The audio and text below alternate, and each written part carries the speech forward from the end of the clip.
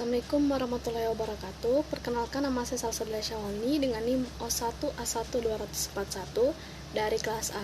Di sini saya akan mempresentasikan tentang gangguan enzim pencernaan dan cara mengatasinya. Yang pertama, pencernaan secara umum. Makanan yang masuk ke dalam tubuh mengalami serangkaian proses pencernaan pada manusia. Makanan yang dicerna dengan alat-alat pencernaan mulai dari mulut berakhir di usus. Pencernaan adalah proses perombakan dari bentuk kompleks ke bentuk yang lebih sederhana. Hasil-hasil pencernaan yang akan diserap, sedangkan sisa-sisa pencernaan dibuang melalui alat pengeluaran khusus atau ekskresi. Yang kedua, proses yang terjadi di masing-masing organ pencernaan. Yang pertama, lidah atau lingua yang merupakan indera pengecap.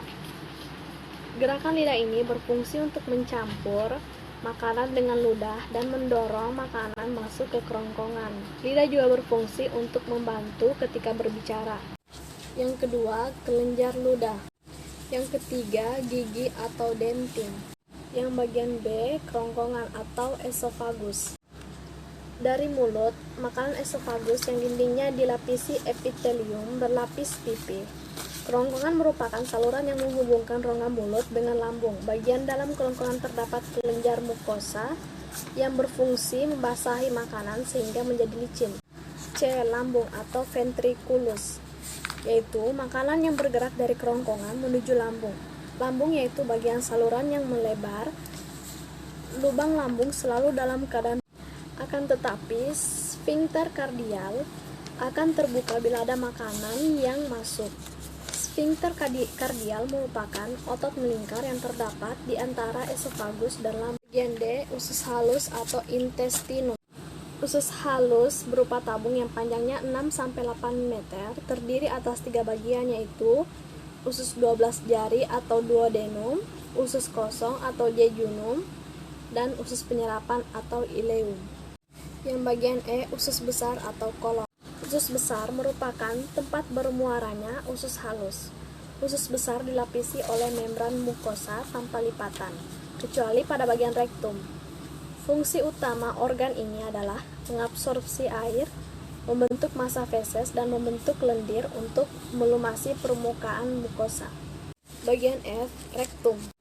Rektum adalah bagian akhir dari proses pencernaan. Di bagian ini, fase disimpan sampai waktunya dikeluarkan. Rektum dapat berkontraksi sehingga menimbulkan terjadinya defekasi, yaitu proses pengeluaran zat-zat sisa pencernaan makanan melalui anus. G. Anus. Anus merupakan lubang tempat keluarnya kotoran atau feses setelah sebelumnya ditampung di dalam rektum. Anus terdiri atas 2 lapis otot, yaitu otot polos dan otot lurik. Yang ketiga, penyakit terkait enzim pencernaan, yaitu gangguan pankreas kronis. Penyakit ini terjadi ketika pankreas tidak memproduksi cukup enzim untuk memecah dan menyerap makanan. Akibatnya, nutrisi seperti lemak, vitamin, dan mineral tidak dapat diserap oleh tubuh. Keempat, prinsip penyakit tersebut yang dapat menyebabkan sakit.